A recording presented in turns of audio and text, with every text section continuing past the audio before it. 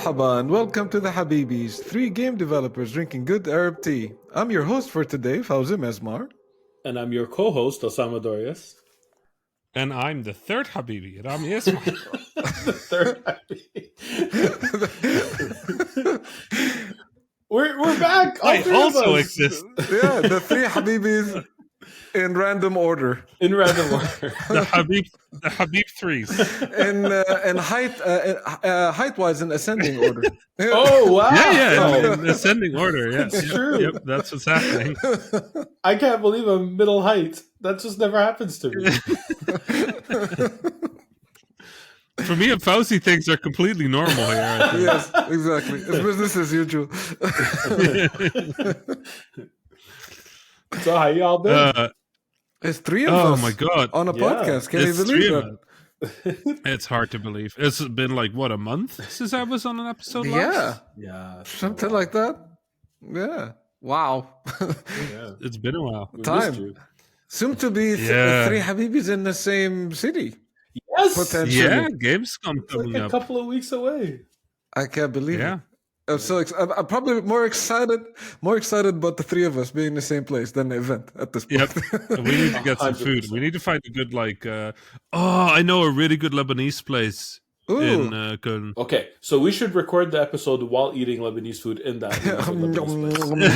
Yeah, that's I can always ask if we can do that, Ask. but it might not be allowed. the sound of chewing in the podcast, music to people's ears. Delicious. Yeah. Delicious. It sounds great to me. Yeah, let's make it happen. No, you like the sound of the ambiance of people eating. You don't like the sound of chewing. Yeah, that's true. Yeah. That's true. Oh well, At least I think. we could try it, see what happens. I mean, we recorded in a park, which was super noisy, Right. having to move a few times during GDC. So It turned out okay. yeah, it was not our best work, but not our worst. No, yeah, it was like a 6 out of 10 maybe. Probably. It was fun It though. was great. Yeah, I would do it again Mhm. Maybe, you know. if we get permission. Let's say inshallah, Inshallah. Let's but say like inshallah. not the yes inshallah, but not the no inshallah. It's gonna be my first time in Germany. Do you have any advice on how to navigate the Germans? Yeah, bring cash. Really? Yeah, true. Yeah, no, seriously, bring cash. Wow. They a lot of things will not accept credit card or card. Oh, you're not kidding! Um, Wow, since when? No, I'm not kidding. Like when you arrive at the airport or when you arrive in the city, find an ATM, Okay. Yeah. pull out €50, break it into tens, Okay. get some coins, especially euros and 50 cents, For trains and stuff. keep them on you. Yep. Okay, thanks for the heads up. I was not going to do that. I just figure everyone takes credit card. What the? That's odd. No, credit card in Europe is sometimes, but Germany is very specific in that a lot of stores just won't take a card. You're not there on a Sunday, are you? Because Germany also just kind of closes down on No, Sundays. I'm going to be with you on the Sunday. Oh, okay, yeah, no, that's totally fine. Yeah, there you go. I also found that in Germany it's more polite if you ask if people speak English in German, so like memorize some of those phrases, than just Oh. assume that people speaking English and speak English to them directly. Some people might not like that. It's better if you just ask for permission first. Would you mind just speaking English, and then ask what Yeah. you want in English. Thank you. I appreciate that too. These are good tips. The Habibis travel guides. I mean, with me and Fauci on this, it's a pretty good travel show, to be honest. Pretty hilarious, but true. Well, then I mean, you travel a bit too. I Osama, travel but more don't than think- the average person, and far, far less than both of you. I'm looking at the rest of my year, and I'm like, at this point, I'm organizing like a South America tour near the end of the year. Yeah, I hear So, you. I mean, I thought if it's going to be winter up in the northern hemisphere, I might as well check out that southern one. That's smart. Yeah, I That's just smart. came from my trip to Vancouver, and I'm going to go to Europe to visit 2 different countries, and then I have Australia coming up. And I had to cancel my trip to South Africa because my passport's going to be Aw. almost expired by then, and Canada doesn't Oh, have no. its stuff together, so I can't. Yeah, so like under normal circumstances, you look at my schedule and you're like, wow, you travel a lot. You look at it and you're like, you're home a lot. Yeah, word. Simon, why don't you Why travel do you more? travel more? It's only once a month. What's going on with you? Yeah, what is You happening? homebody. I think Ram and I once did an episode about the travel gadgets. I think we spent like Yes. 30 minutes Right. talking about what kind of stuff we pack in our backpacks. I just upgraded my projector for the record. Wow. Oh, the one that they Because I don't travel make with a anymore. Yeah, that one. I just upgraded it. I still have the old one. I love it. I upgraded to Samsung's Freestyle, Mm-hmm. and it's slightly bigger than a can of Coca-Cola, Okay. and it is really good. So the old one, what I loved about it was that it was battery powered. It had a battery in it, so you could set it up anywhere as long as you had a tripod or something to set it on. Yeah. And you could just run it, Mm-hmm. right? So no matter where in the hotel room there's a wall with the tripod and the fact that it's battery powered, you can just run it. Mm-hmm. That's amazing. Yeah. Now, this thing isn't battery powered, but it can be run off of any standard USB-C battery. That said, wherever you put it, as long as you aim it at a wall, it will auto keystone, auto focus, and make it work. Wow. Oh, nice. Wow. And that is honestly, it feels like magic. Wow. That's pretty You cool. just you put it anywhere. It has a foot built in. It stays in the position that you put it in. You just point it at a wall or a ceiling or something, and all you need to get right is the distance. Wow, that's amazing. And it's like And then Bluetooth, it right? just- You could pair it with anything. Yeah, Wow. no, wireless, Bluetooth, whatever. You can direct to it. You can cast to it. It has a Chromecast TV-like system built in. So Netflix and Disney Plus and all those services are already loaded on it. You don't need anything for That's that. amazing. That's It's pretty connecting to my little travel router, Fauzi. Remember the Yeah, I yellow remember mango that. one? Yeah. Yeah. It's connected to that already, so that's great. I ordered it, but I Um, still haven't picked it up from the post office because I haven't been back in a while. That thing is so What's good. it called, the travel router? I forgot the name. It's the GL iNet something, but if you just search for travel router Mango, you'll find I it. found it by typing GL iNet something. As long as it has Mango in it. It's like a little yellow yeah, box. I see it. That's amazing. It's super cheap. That thing is like, what, 30, 40 euros max? Yeah. Yeah, something like that. Yeah. Yeah. I mean, if they do a new one with USB-C, I'm all over it because that's my only problem with it is it's USB micro. Oh, so you still have to carry But- the USB micro cable. I literally just have that cable plugged into that router Yeah. and just never touch it. Mhm. Right? Like that Yeah. that's just it. It's my one shame in my USB-C travel pack. But yeah, the new projector it feels like magic. It's a really fun device. And do you carry a tripod with you, or do you like stack six? Well, not anymore. I used to, Yeah. but now with this thing, I don't need to. Oh, okay. Like you stack. Just the tripod. You can stack 6 rolls of toilet paper and like run the cable It- through. just do that. No, but this thing you can literally put it anywhere, and no matter like you just point it at a wall, and it will level it, it will focus it, it will keystone it. I'm just Wow. saying, if you're Wow. wondering what to get me for my birthday, I'm just saying, like, this would be a good gift. It's really I'm fun. putting it out It's there. a really fun device. Okay. I was just kidding. Don't do that. I was gonna buy you. Baby's crowdfunding. Oh no! Oh no! What have I done? I was gonna buy you a copy of To the Moon. Oh, you know, You probably I've own it owned already. that. I've owned that for years. Yeah, I tried to run it on my Steam Deck and it didn't work. Ah, Osama, Yeah. I'm gonna make you a drawing of the projector. You know what, Rami? If you make the drawing, it'll be worth more than the projector. I will make the drawing. As long as you sign it, it'll be worth more than the projector. I will sign it. I meant like emotionally more to me, like not. Oh, yeah. Of course. No, sure. based on previous experiences, it might look like a cow, but that's still good. Most of my drawings come out like that for some reason, and it's not a good cow. I still don't know where the head goes on a Oh, cow, no. but some things remain mysteries forever. So, Rami, did you take that new Yes. projector with you to Egypt? Because you've been to Oh Egypt, my right? god. I've been to Egypt. No, I didn't take to Egypt. I didn't have it yet. But yeah, I've been to Egypt. God, it's been a few weeks. Yeah.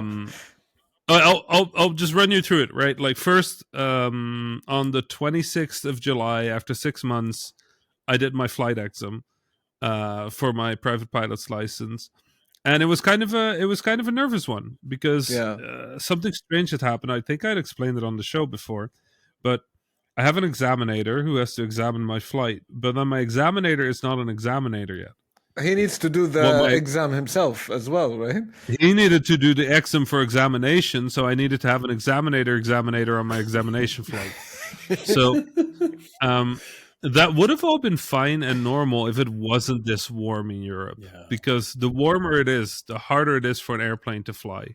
Yeah. And it was looking like it was going to be so warm that there was no way that the three of us would be able to take off. Wow. So it looked like there was going to be a problem, and the examinator would become my examinator, and my examinator would not be able to get examinated because there couldn't be three people on the flight. So it looked like it was going to be very complicated. And then, as if a miracle, it was the one day where it was like 21 degrees in a heat streak of like 30 somethings. It was cloudy. There was like good wind. And then the airplane was like full twice too much. So the airplane was too heavy to take off. So apparently I got my first like really good mark for telling them that we can't take off with this much fuel and that we have to get it like emptied. So that delayed my exam by like 20 minutes. Wow. But it apparently was like a very good plus for my flight. And then we did the exam, and it's really nerve-wracking. God, I've done a lot of flying, and I've done a lot of very chill flying where I was very happy, but this was not a happy flight. Is it the tension because like you're being monitored at every step? Like, well, yeah, exactly. And you know, I know the person who examined me. He's also an instructor, and I've flown with him like a few times, not super frequently. Yeah, but I know him, and he's like talkative, and he's friendly, and he's like very like, you know, he points out when things can be improved. So now sitting next to him and he's just quiet. Yeah. Was very unpleasant. It's awkward. It's super awkward. So the exam basically is a flight to a airport in a different country. So I took a flight to Antwerp in Belgium. And you prepare that flight with everything. All the charts, you need to read up, you need to know the procedures, you need to do the calculations for the weight and balance, for how much landing runway you need, for how much takeoff runway you need. You need to do fuel calculations, performance calculations, make sure that the airplane isn't out of balance. You need to read up on like what is happening in the air. You need to know what the weather is. You need to be able to explain the weather. So the first hour of the exam is just theoretical. It's just that you need to present what the flight plan is. You need to be able to answer questions, and basically just explain how you're going to operate a safe flight.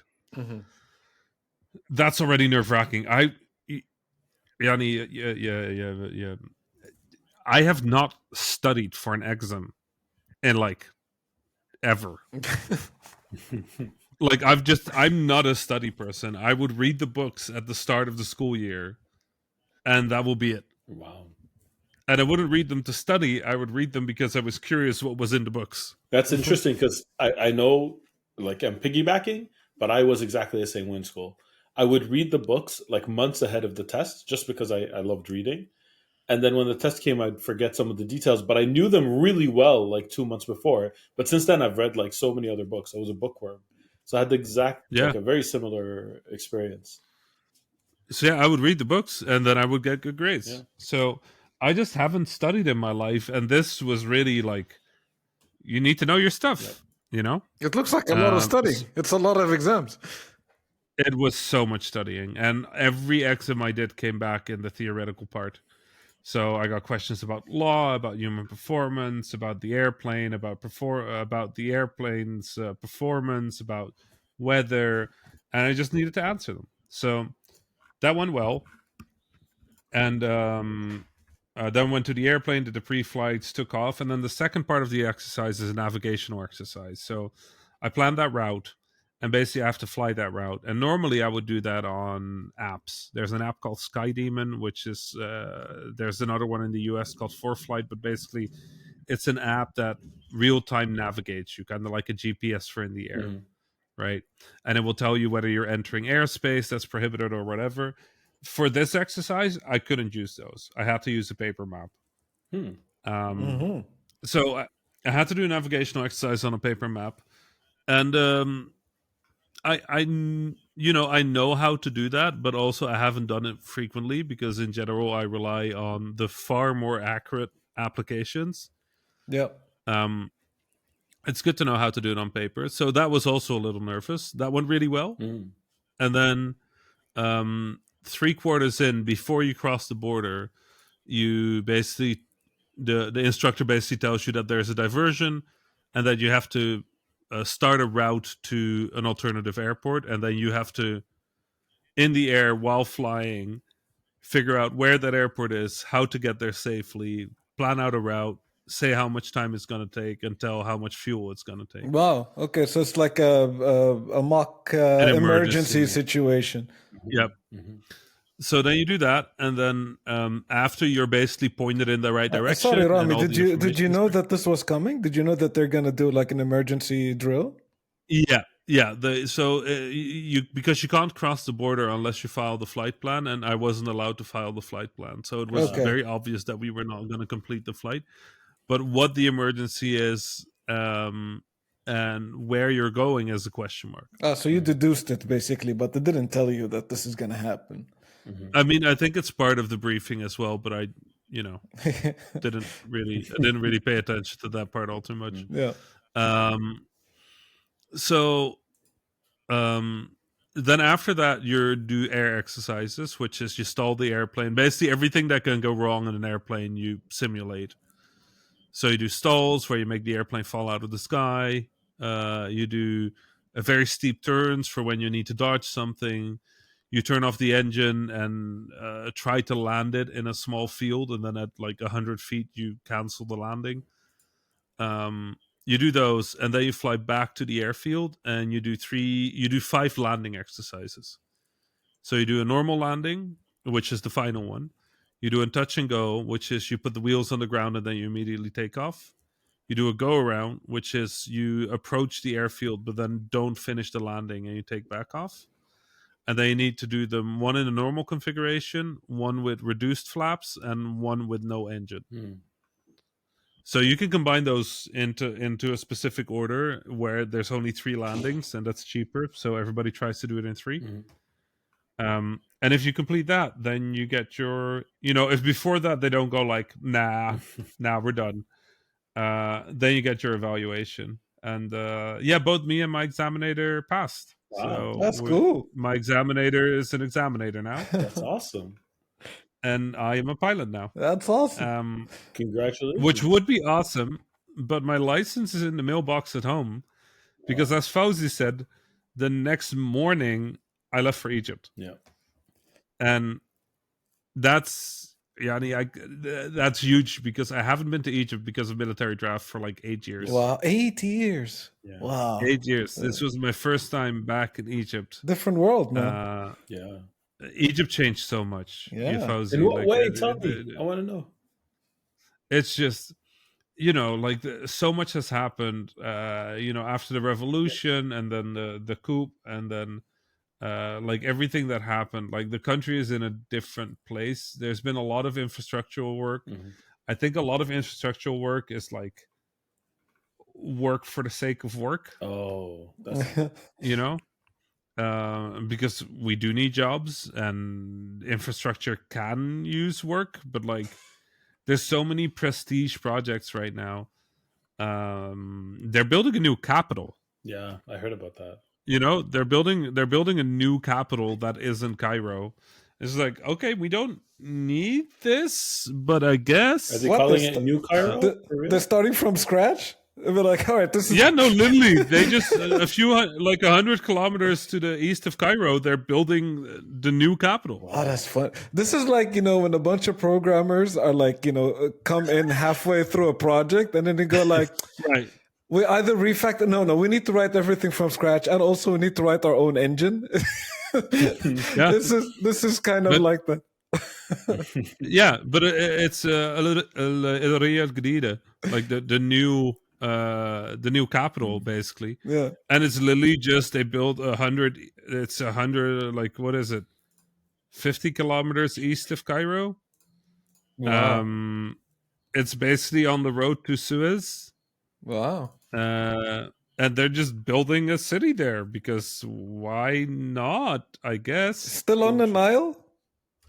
No, it's 50 kilometers away from the Nile. What is landlocked? Yeah, it's literally just land. They were like, what you a know what? weird We've decision." been inspired. We've just been inspired by Vegas. Have you heard of the White Elephant Mall? And No. NPR did a reporting on it. It was a giant mall that was built, like really cost like I don't remember how many tens of millions of dollars for a mall. It was really, really, really, really big, and nobody bought stores there. It just like ended up just not being used at all. I mean, they can build a capital, but is there a guarantee that people are going to want to go there? No, of course not. Yeah. That's But crazy. yeah, so it's a little wild. But then, you know, the thing about Egypt, and the thing I love about Egypt, is that Egypt is always kind of a mess, you know? Like it like the, you know, no matter how much you love that country, it's always a mess. Whether it's a mess because of a dictator, or it's a mess because of the traffic, or it's a mess because of whatever it is, there's always something. And everything is always broken. There's always problems for younger people. There's always problems with like finding a future. There's always problems. Yeah. But the thing about Egypt that never changes is the Egyptians. The Egyptians are always the Egyptians. They're the same warm-blooded, Yep. welcoming, hospitable, loud, Aw. ridiculously passionate, fiery, like they just love, or they're angry, one or the other. Yeah, and either it's love, or they're gonna punch you. It's one or the other, and they yell about everything anyway. Almost all my childhood Arab friends are Egyptian. I mean, Rami, you met Right. one of them. Like that's just I gravitate. But that's towards just it. Egyptians. Yeah. And they're lovely, and no matter what happens, they're lovely. And the a lot of the new things, like there's like traffic cameras now. You can get speed fines in Egypt. Fines in Egypt? Fines, yeah, Not bribes. Yeah. Like actual fines. You can, no, actually automated fine system. Wow. you can drive wrong in Egypt? I thought they could, Yeah, exactly. you can drive anywhere you want. That was always My favorite thing is that they hung these cameras in some roads, but then also they just hung flashing lights in other places that just flash when a car drives under them. Some people are like, "Oh no." But it's not a camera. I think it's literally just a flashing light whenever a car drives under it. Oh no. But you never know. Is it a camera or not? Now you're always No idea. You're always on the watch. And the other thing that stayed the same is the food. Uh-huh. I had first day I arrived, I had like manga. I had like 5 of them. Egyptian mango is the best mango. It's great. Just I love it. know, I got fresh mango juice. I got mango. I ate batik. What do you call it? Watermelon. Watermelon. I had some batik. I had fatir, the Egyptian pancakes. I love that thing so much. Fatir with honey, like. And then the second day, I went to a place called Kebabki, and it's just meat. It's just preposterous amount of meat. I ate so much kofta. Yeah, Fauzi, I ate so much kofta. I love me some kofta. I'm You know, too much kofta. it's funny. You said batikh. We say batikh for like cantaloupes, for melons, for other kind of melons. We See, this is the problem with Arabs. Yeah. We use the same words for different things. us How did this happen? for watermelon we say ragi. Ragi. Ragi? Yeah, never heard of it? I've never heard of it. We use batikh as well. This is like Lebanon. Yeah. Lebanon is one of those ones that yeah. you never know whether you're gonna get milk or yogurt depending on where you are. For us, Lebanon is yogurt, but I know it's milk in Yeah. most places. Yeah. Bess, I ate so much kofta. I ate too much kofta. No such thing. That's what I thought. That's what I thought as I was eating it. And then for the next 5 days, I was super sick. Oh no. Like just super sick. Oh, no. I was just like, You overate. I don't know if it was the water. I don't know if it was the kofta. I don't know if it was 7 liters of mango juice. But like, I was done. I was out. You know, it has been 8 years. Your stomach is probably going like, Yeah. what's all this now? What is this? What is it? What is all this? What is all this good food? What is all this good food? This is not how it goes. What's happening? No, but I was just like Lily. I've not been that. Probably a combination of food poisoning and my stomach just not being used to the Egyptian food anymore. Yeah. But like, I cannot remember. I cannot remember some of those days because it's just like I spent most of them either in the restroom or just wishing I was on a restroom. So it was just, but it was worth it. Of course. No doubt about it. That kofta, some of the best kofta I've had in a long time. The kebab was great. I had fatir, I had batik, I had manga. Oh, that sounds amazing. I haven't had what breakfast, else? so you're making me hungry. Did you have Right. full induced coma? Oh yeah, full. Come on, full. course. But we didn't manage to get kushari because it was planned for the third day. But by then I was super sick, so Well, if you it felt like kushari if you weren't was not done, the the best kushari would option. have done it. Yes. It's like carbs, the plate.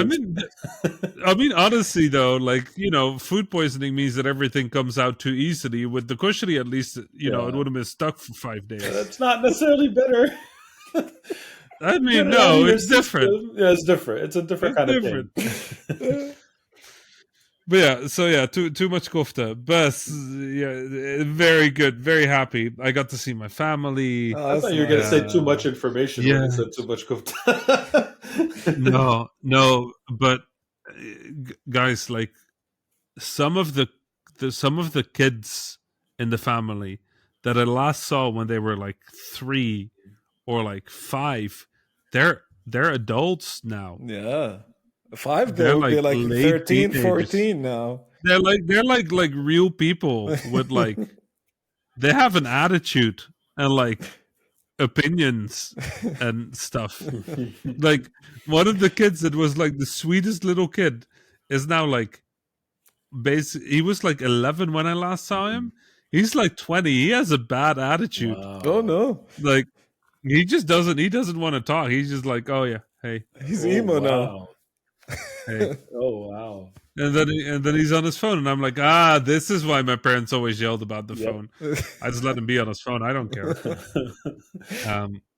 And like some of the other kids I met weren't born when I was there last, and they can speak. Wow. Because they're like 6 or 7 years old now. 8 years for a kid is an eternity, Rami. They're not the same. That's like That's true. They're like, but like these kids were unborn. That's a pretty big difference. Yeah. With like telling me about their Roblox character. My sister lives in Lebanon now, so we see her and her family every year. So every year her kids age a year. They're my nephews, and oh my God, they're like every time their personality is different. It's just like 1 year is enough for them to be just a completely different person, different likes, different. It's incredible. It's incredible. So 8 years, forget it. That's a lifetime. Yeah, it was wild. Some of them turned out really cool, and some of them are probably going to turn out really cool. That's nice, man. Did you drive at all in Egypt? No. My dad got a new car, and I haven't driven in Egypt in a while, so good. Yeah, no, it's good. I skipped. Plus, by the third day, I couldn't go outside anymore. So, yeah. No, I had a great time. Nice, it was man. so good. The air and the fruit and just the people, and yeah, I've missed it. I'm gonna go back sometime soon, and I'm also gonna meet up with the local developer community. I've never been to Egypt. One day you have to take me with you, Rami. Yeah, I will happily take you. I would and love to. We can be sick together. That's what I was gonna say. I can't wait to forget some of those days. Yep. Looking forward to it. Anyway, Luckily, I still go Osama. frequently enough to the Middle East that I still have enough stomach lining. Well, But that's the thing. I've been to the Arab world frequently enough, and I eat, and it's okay. Egypt has special diarrhea making food.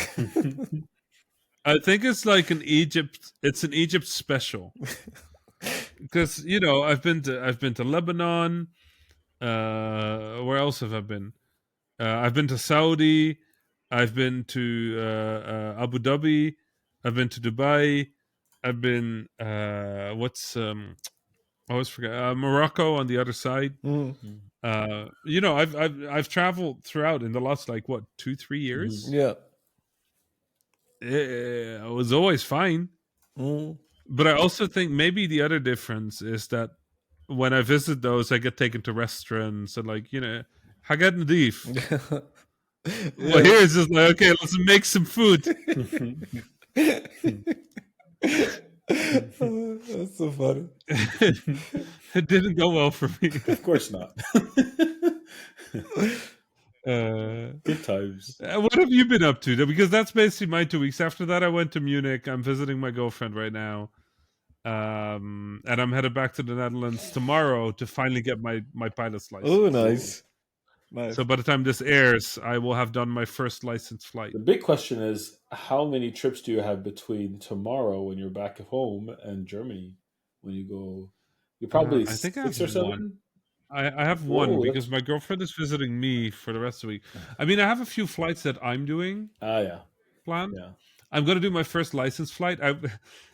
When I came to Germany, I have a flight school here that I've flown with a few times, and I messaged them like, "Hey, can I get a flight?" And they're like, "Absolutely." I'm like, "Hey, just for the record, I completed my license, so but I don't have my license on me, so I still want to fly as a student." And they're like, "Oh, we can't do that." And I'm like, "Why not?" They're like, "Well, you're a licensed pilot, but you didn't bring your license." I'm like, "Yeah, but so can I just be treated as a student?" They're like, "You're not a student." Oh no. I'm like, "Oh, yeah, okay." So I was gonna fly here, but that didn't work because Germany is very good about rules. They're very strict, right? It's good. Yeah. So my first flight is gonna be Thursday. That's my first license flight. I'm very excited for you, but I have a really stupid question for you. When you fly on your own in those tiny planes, do you put your phone on airplane mode? I was always curious about that. I never thought about no, this. you absolutely do not. In fact, you do the opposite. Oh, wait, there's an opposite to airplane mode? What's? Yeah, you make sure your phone is super connected to everything. I see. Okay. Thank you. I was just always curious about that. I'm like, is airplane mode only for the big airplanes? The airplane mode is really weird because there's not really a good reason to do airplane mode. That's what I suspected, because after a while you lose access to the towers anyway, right? When you're in the air. And not just that, it doesn't matter because there was a big problem recently in the United States for aviation because the US opened up their 5G band and it was very close to the air band, which is the frequencies that aviation traffic goes on. But in general, your phone does not interfere in any way, shape, or form with any of the systems of the airplane, not even close.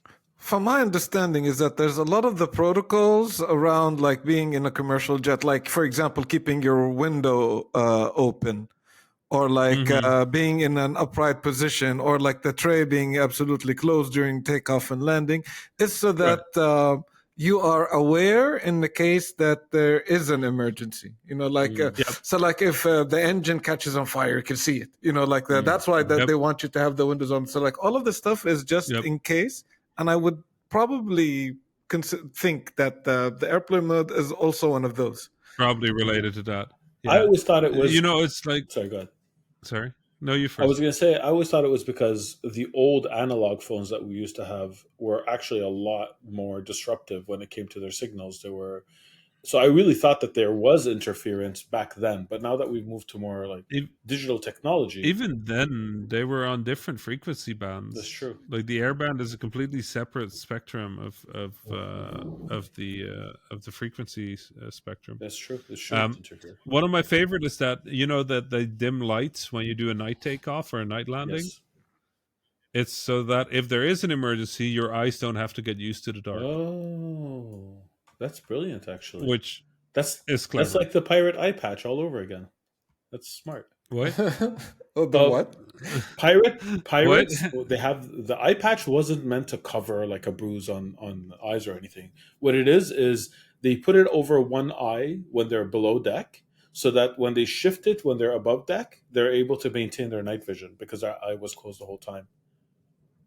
What? Yeah. Wow. Yeah. Yeah. What? Yeah. So like you actually like the real use of eye patches is, to like you move it from one eye to the next. So, What? so if tonight I put an eye patch on and I never remove it, then I retain night vision in that eye. That's not exactly what happens. Let's say you go above deck and the sun is really, really bright. So you put the Yeah. eye patch on one side. So that way when you go below deck and there's no sun, you don't have to wait for your night vision to come back. You just have it because the eye was Yeah. covered from the I sun mean, the whole time. I can tell you from my human performance and limitations section that your eye can get up to 1 million times more sensitive to light. That's a lot of times. Yeah. Yeah. No, it's huge, and it takes 30 minutes for full acclimatization to night. Wow. So in 30 seconds, our eyes get back like like a good percentage of our night vision, but for full sensitivity, it takes about 30 minutes. So what Osama's saying actually makes a lot of sense. I should buy an eye patch. Now I'm thinking. I mean, you would look so cool with an eye patch, though. Right? Like I would look like a bad cosplayer, but you would look badass. You would look real cool. Now that you've said that, I'm even more convinced of this idea. Osama, how would you look with an eye patch? Because the problem with Osama is that he would wear the eye patch, but it would have to be color coded and then he would attack. I need a collection of eye patches that match with that. Yeah, you need a collection of eye patches. Are you also going to do like a very specific type of eye patch? Of course. It's a high top flat panel. Yeah, exactly. Patch. He can have a box just for his eye patches, like to put in a suitcase. Of course. Like Arab dads have with the watches. Yeah, exactly. Exactly. Yep. It's the watch collection. But it's just eye Osama's patches. eye patch collection. He gets stopped at an airport like, what is this, sir? It's like, yes, it's my my eye patch collection. Oh my god. Oh my god. They all already look at me funny when they open my suitcase and they see 12 baseball caps. I'm like, what's going on? You're only traveling for 7 days. Why did you bring 12 caps for 7 days? You never know. Well, this is my Monday morning one. This is my Monday afternoon one. The Monday afternoon one doubles as my Wednesday morning one. You have to be ready. You never know. Yeah. You So there you go. So it's 12 caps and 5 eye patches. You're good to go. Explain that. I think that should work. Love it. So But other than cap shopping, Osama, have you been doing anything recently? Yeah, exactly. I saw the new Thor movie. Me too. I went to the cinema and watched that as well. Yeah, me too. And it was supremely stupid, and I enjoyed it.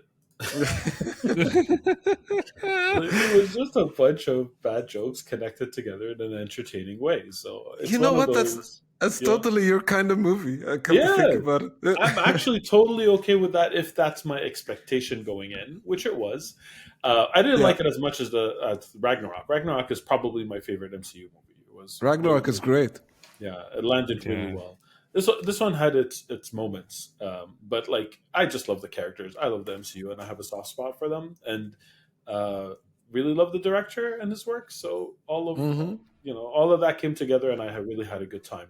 Was it a smart movie? No, it was really, and it broke. Like I'm not a continuity person so much. Like I don't think things need to be perfect, but they did change the tone drastically from what a specific concept about the MCU that was different in the comics, and now they kind of brought it back, and now it's like what is happening, and that kind of I didn't like that direction specifically. Basically, what happened is The MCU identified the Asgardians as being just technologically advanced aliens. That's all they were, right? Right. Now the concept of gods within the MCU is a real thing. They're not just called gods because they're technologically advanced aliens who showed up on Earth 1,000 years ago. There's actually a concept of divinity and within them. And I'm like, okay, this is odd. Like, how do you justify this in the same universe? This is the same kind of troubles that the comic books got into, where they just got way, way, way too big, where there's too many things happening all at the same time. And the MCU was really clever in not getting in that trouble by just releasing one thing at a time and making sure it's all consistent, instead of having like 12 writer, or like even more, like sometimes like 20 writers writing different things at the same time that all exist in the same universe. And now it feels like the trade-off, and there's always a trade-off, the trade-off to letting people be creative and bring their own tones to the MCU is that you're back to what, or you're slowly getting back to what the comics watch, which is like the Wild West. Let's focus in on Thor for a moment and then talk about that, because I'd actually love to chat about the MCU at large at the moment. But the Thor, like Fauzi, you said you saw it too. Yeah, I like Osama, I walked in, I was like, yeah, this is gonna be another silly Taika Waititi like style movie, and it was that. Yeah. I felt that it was a little bit sillier than the first one. Yes, and I didn't think that it did it some service. Like I felt like the serious element of it, the what makes it impactful was not really there in the same way that Ragnarok was. But like Ragnarok was a movie that was like pivotal for everything else that developed around it and after it in the MCU universe. Yeah. Yep. This felt like at the end of it, like I felt that it's kind of inconsequential. It was just like a lot of like silly things happening. Sure, like it seems like it might be opening the road to something like Osama said with gods and whatnot. But yeah, it was hard for me to take it seriously at all. The entire time I felt like it leaned a little bit too much to the silly side. The thing that was hard for me for that movie. So I overall I liked Love and Thunder. The thing that was really difficult for me is that is probably one of the best villains. Yeah, the MCU has created, like performance, just the performance and the way and his motivation and the build up to the character, and sort of like just very good. Yes. And then Jane Foster's arc in that movie, incredibly well done. And then when you talk about the movie, somehow you just can't think of those things because you're just thinking about a bunch of screaming goats. Yeah, it's not so funny, the goats part. They were great. They were awesome. Yeah. But like that movie, that movie gave me like whiplash in the movie. Yeah, it's true. It's true. I was just like, oh god, and like Taika Waititi is not new to that. Like you look at something like Jojo Rabbit, and he sort of employs that masterfully. But I feel like it wasn't employed well here. Yeah. The jokes didn't set up something serious. They were just jokes. Yeah. And they were funny jokes, but then the serious stuff kind of drowns in the jokes. Yeah. I think he needs to like rein it in a bit, back to where Thor Ragnarok was. That was the perfect storm, the sweet spot. Yeah. But I agree. Actually, sorry, Sam, like just on that point that Rami just raised, like I remember feeling in that movie that I thought Christian Bale's performance was so good. Yeah. That because of the silliness surrounding it, I was like, oh, that's a shame. That like it felt like the performance was wasted. Yeah. When that was never the case. Like, with the previous Thor, there's a lot of amazing performances happening all the time, but you never feel that like the comedy of the movie undermines it. In the same way that I thought that the comedy of this movie undermined Christian Bale's character entirely. Also, just want to make a small point that I have minor moral objections to raising a child army. Yeah. Okay. Is this where we? Okay, fair. Yep. Nope. Okay. Absolutely. Yes. Okay. It was like you're right. But it was at least it was in self-defense to try to get them out of there. So it was, as long as they stop fighting after that point, might be a pass. I don't know. Just I feel like so the sort of the ultimate payoff, without going too much into detail. the ultimate payoff of all the storylines in the movie come down to a choice, right? Every character in the movie is basically offered a choice to do something or to not do something, and each of them choose in line with their arc, which is very traditional storytelling. Those choices were masterfully executed. Like every single one of those choices hits home, and it hits home hard. But then, because it's in the middle of a full like child army battle scene, I'm just like it just keeps everything keeps getting drowned in the silliness of that movie, and it just it's part of the silliness, like that's happening, and I go like, oh yep, it is that kind of movie, in which yeah. And I was rooting for the villain the whole time. I kind of thought he was right. That was. Sorry, it was extremely relatable motivation, and good luck on your quest. I'm sorry. Gore was probably one of my favorite MCU like antagonists in a very long time. Yeah, I agree. I agree as well. Very well done. Yeah. Anyway, but on the MCU, is it just me, or are you also getting I'm fatigued. I'm tired. I'm not. But I understand why people are. And the reason I'm not is because I grew up with all these characters and I just cannot wait to see more of them on the big screen interacting with each other. But I get why other people might not have that same desire.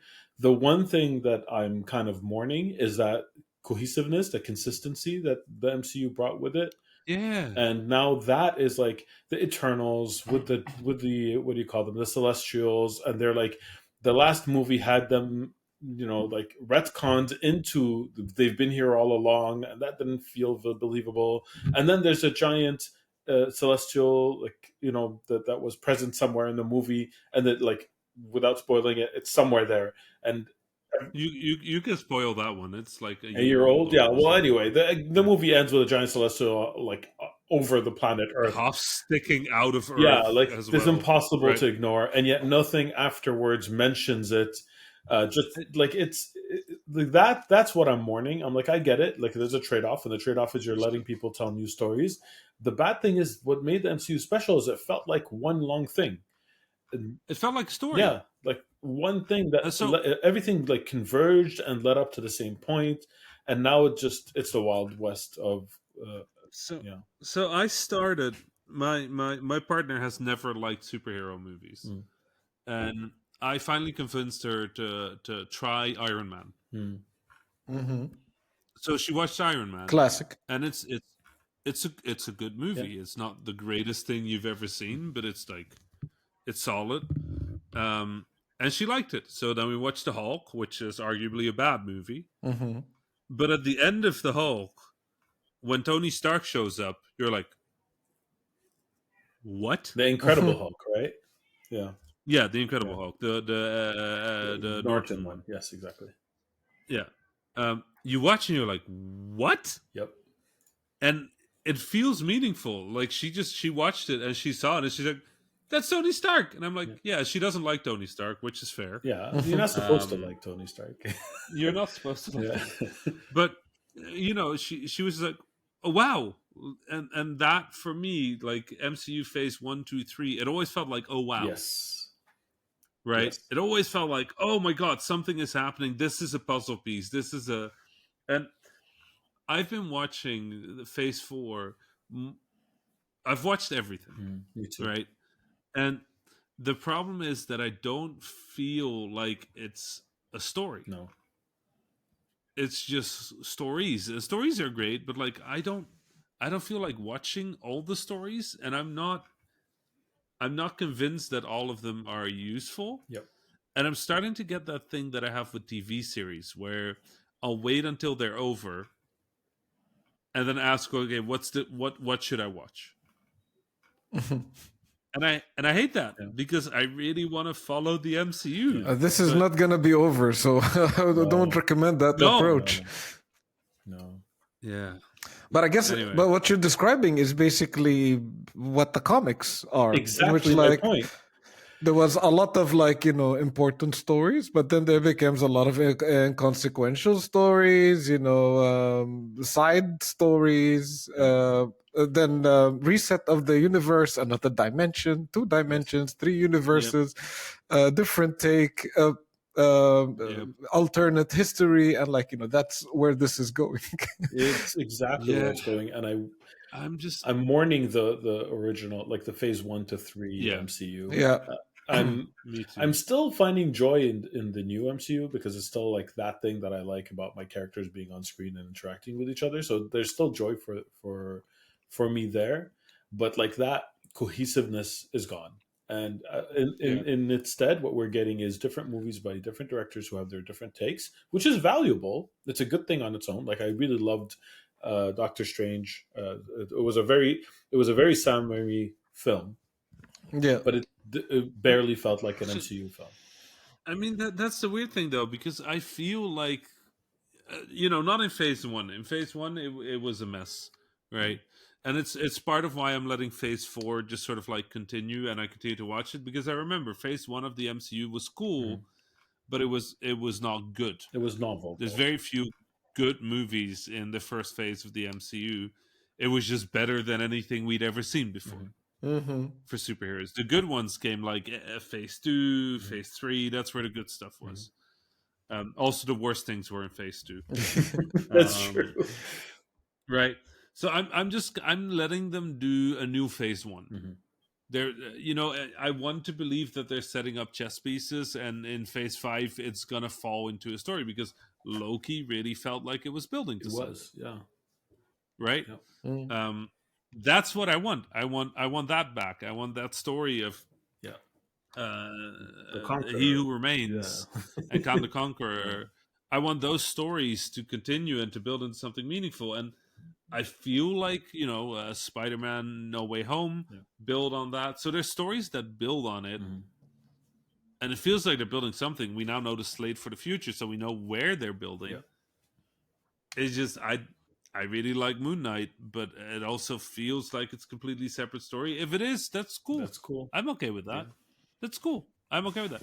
But then please don't put a giant fight that changes the way the heavens look, that spins time back like 4,000 years and then has giants punch each other on the pyramids, because it's a little hard to ignore in the rest of the story. Exactly. Right.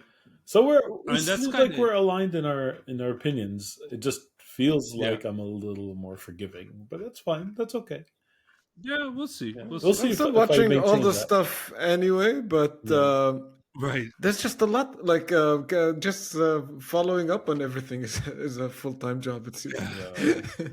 Oh, did you all watch the new Top Gun? Not yet. I haven't yet. I heard a lot of good things. Apparently, it's made more money than Titanic now.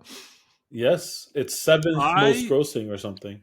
Wow. I went into that movie expecting not to like it because I don't like USA kind of movies. It's a very good movie. Okay. Yeah. It's just very good. It's just really well done. Pays off its threads, sets up the game. You know what? It's just a good old-fashioned, nice action movie, but with the sort of with the awareness that it's 2022. But it feels like you watch it and you're like, this feels like the action movies I grew up with. Just a little smarter, a little more diverse, a little less. Let's blow up all the evil things all the time, and they're all the same. Like, it's still highly suggested that the enemy is like the Russians. Yeah, but they never outright say it or like point at anything. It's just well done. I just really enjoyed that movie. Tom Cruise is still just really good. Is it more enjoyable to you because you're a pilot? It's funny. I watched that movie, and so I have a friend, Max, and me and Max, we go on cinema days where we just go into the cinema at like 9 a.m. and then just try to find a way that we can watch the most movies in one day. And then we just do not leave the cinema except for at one point to get lunch. Wow. Right? So this was one of those, and Max asked me like, "So are you going to criticize the flying?" And I did. But I think a lot of it is actually flown. I think a lot of it is real. Wow. A lot of it works exactly how it should, and yeah, they have a bunch of nonsense in there, but the way the flying works is mostly correct. I think I saw one scene where I was like, not sure about this one. But in terms of how things fly, yeah, that's how airplanes fly. Wouldn't surprise me if Tom Cruise has learned how to fly just to do some of those scenes himself. You know? I actually think he's a trained. He can fly fighter jets. Wow. Really? Impressive. Yeah, I think he actually is capable. Wow. Yep. It's always so impressive about this guy is that like you watch the behind the scenes of some of his movies and go like, okay, so this is a blue screen. Like, oh no, he actually was holding on to a flying plane. Okay. Yep. It was another fun fact that I learned is about the license I have is called a PPL, a private pilot's license, which means that you can fly as long as it's not for commercial gain. So I can't make money with it, right? I can split the costs with people that are flying with me, but I can't make more than I'm spending flying. And generally, the PPL is considered to be for small airplanes. But there's technically no limitation on what you can fly. Huh. So I think John Travolta owns a 747. Huh. Oh. And flies that as a private pilot. So, as far as I'm aware, John Travolta has the same license as me. Wow. So what you're saying is if John Travolta flies me in his 747, he can't charge me. That's all I'm hearing. That is basically correct.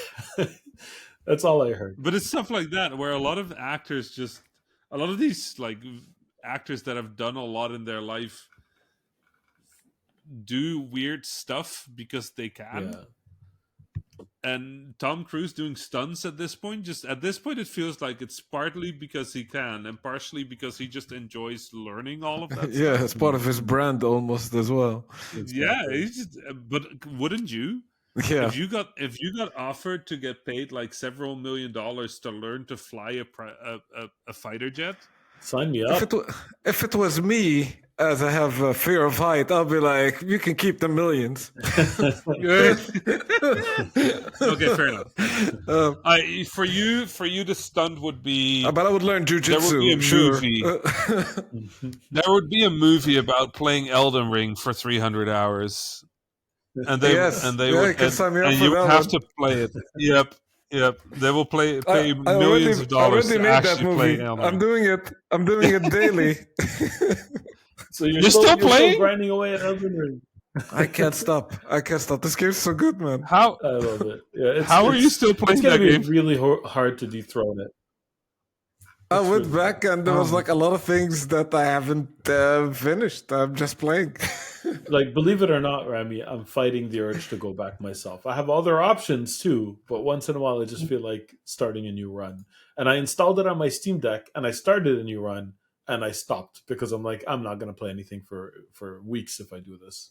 And I want to play other things. But it's hard. Yeah. I can't stop thinking that I've mostly played like a melee character and I want to play a spellcaster. Yeah. And I like respect a bunch of times. So like I did some spell stuff, but I want to like, what if I'm playing like a range character all the time? That would be nice. What would that be like? I mean, I saw this really cool build where you could hold 2 whips at the same time. And ever since I saw that, I've been meaning to go back to try it. It sounds like so fun. It's too much game. There's too much of this game. But speaking of whips, I'm gonna do it. What? What? Give me space to do the segue, okay? It's a whiplash of a segue. See? It wasn't that bad. That was perfect. That wasn't not so bad. That was a speaking of whips. The amount of behind the scenes that this segment is worth. I did not see that one coming. This was not a butter segue. This was a very rough segue. What's the opposite of butter segue? I'm not sure.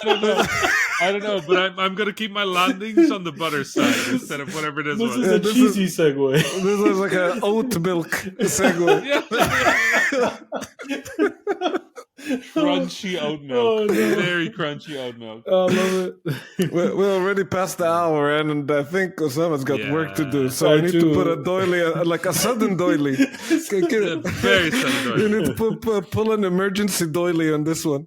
Let's do it. I'm just imagining one of those little red boxes would break in case Osama Exactly. worked. With just the doily behind it. You break it, there's a tiny doily, and you have to quickly grab the doily. This Segway was fast amazing. as a whip. Amazing. Let's get out of here. It's been super good to have all of you Habibis. It's been so good. It's good to Can't have wait all to three see of all us of back on you the in show. person. Can't wait to see you in person. Yes. It's happening soon. Habibis live soon. Habibis live. Oh my god. Oh my god. But for those of those listening, this is all that we have for you today. Thank you so much for listening, and join us next week for another episode of the Habibis, inshallah. But for the time being, salam. Salam. Salam.